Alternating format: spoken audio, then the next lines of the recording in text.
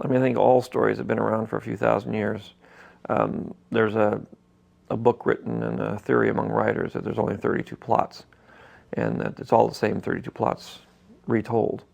And in a way, I'm not sure that's exactly true, but once you get into writing stories or reading stories or studying the whole issue of stories, you find out that most stories are repeated over and over again.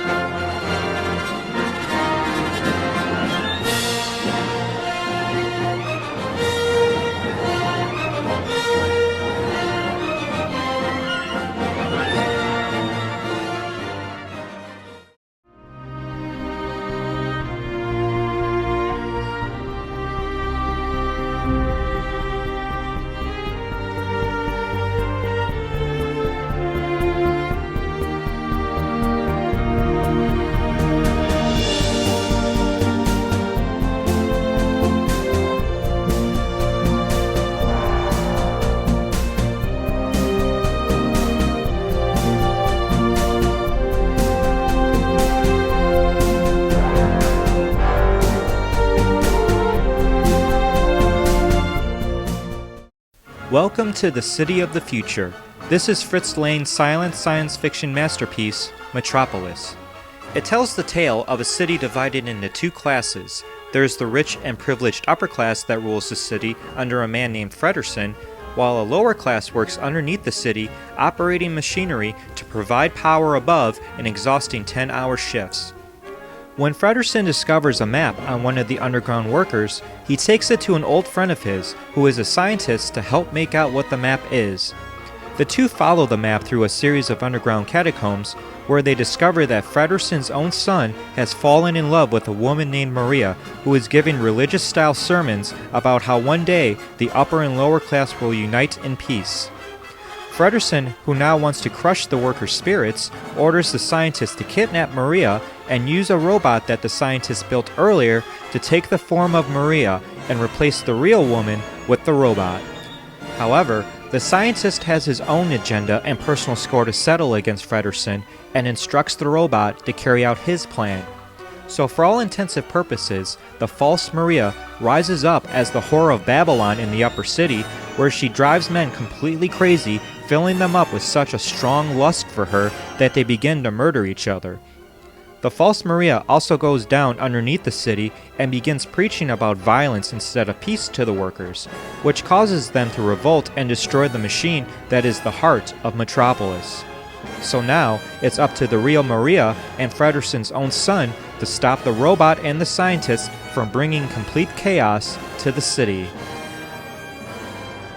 So how does Metropolis fit in with George Lucas's Star Wars Saga? Well, let's first start off with the obvious. Metropolis was the first film to show a robot on the big screen. Now, if you look at this robot and imagine it to be colored in gold, you might start seeing a resemblance between this robot and the robot known as C-3PO in the Star Wars movies. As a matter of fact, if you look at the original concept art for C-3PO, you can see an even bigger resemblance between the two robots. Now let me ask you a question. Who in Star Wars built C-3PO? Why, it's Anakin Skywalker, of course.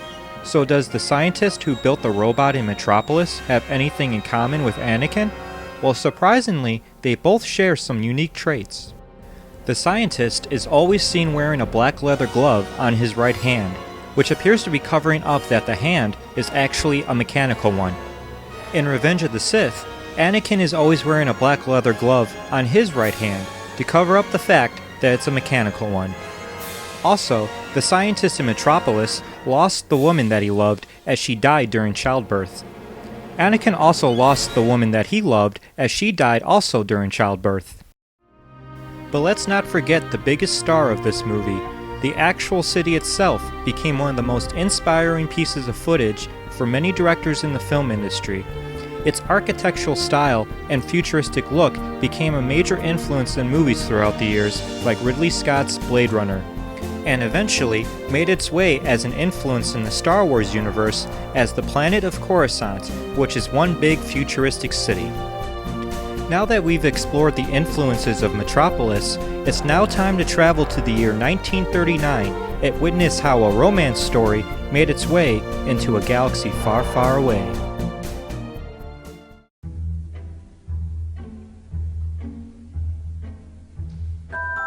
Exhibit A. This is the original Style A movie poster for Star Wars The Empire Strikes Back. Exhibit B. This is the 1967 theatrical re-release poster for the 1939 movie Gone with the Wind. Now call me crazy, but there seems to be a small similarity between these two images.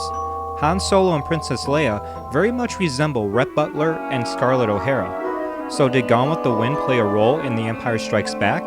Well, let's take a look back at the film and find out. Taking place during the American Civil War, the movie follows a young, self-centered, spoiled Southern girl named Scarlett O'Hara, who is secretly in love with a boy named Ashley Wilkes, whose family owns a plantation called 12 Oaks. However, Ashley is in love with his own cousin Melanie and becomes engaged to marry her. Oh, how disgusting. Eventually, Scarlett catches the eye of a gentleman named Rhett Butler, who I guess you can describe as a smooth-talking bad boy that is a blockade runner smuggling in goods into the Confederacy. Rhett sees himself and Scarlett very much alike and vows to Scarlett that one day they will be together. Although Scarlett seems to be infatuated with him, she can't let go of her love for Ashley, which results in many scenes of her and Rhett arguing and fighting about their love for each other. Eventually, Scarlett does confess her love to Rhett, but in the end, it's all gone with the wind. Now let's look at Princess Leia, Han Solo, and yes, even Luke Skywalker, and how their relations fit into the mix. Taking place during a war against the Empire, Leia comes off as a spoiled princess who seems to be falling for a boy named Luke Skywalker, whose family owns a moisture farm back on Tatooine. However, unbeknownst to Luke, he is slowly falling in love with his sister. Oh, how disgusting. Eventually, Leia catches the eye of a guy named Han Solo, who I guess can be described as a bad boy, as he makes a living as a smuggler during a time of war. Han starts seeing that Leia might have feelings for him and pursues the matter very aggressively.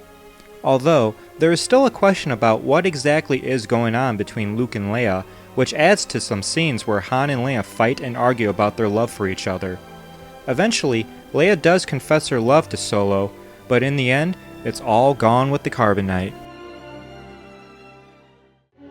There's one thing I do know, and that is that I love you, Scarlett. In spite of you and me and the whole silly world going to pieces around us, I love you. Because we're alike. Bad lots, both of us. Selfish and shrewd, but able to look things in the eyes and call them by their right names. Don't hold me like that. Stop that. Stop what? Stop that. My hands are dirty. My hands are dirty, too. What are you afraid of?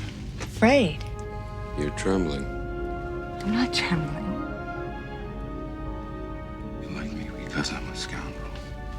There aren't enough scoundrels in your life. I happen to like nice men. I'm a nice man.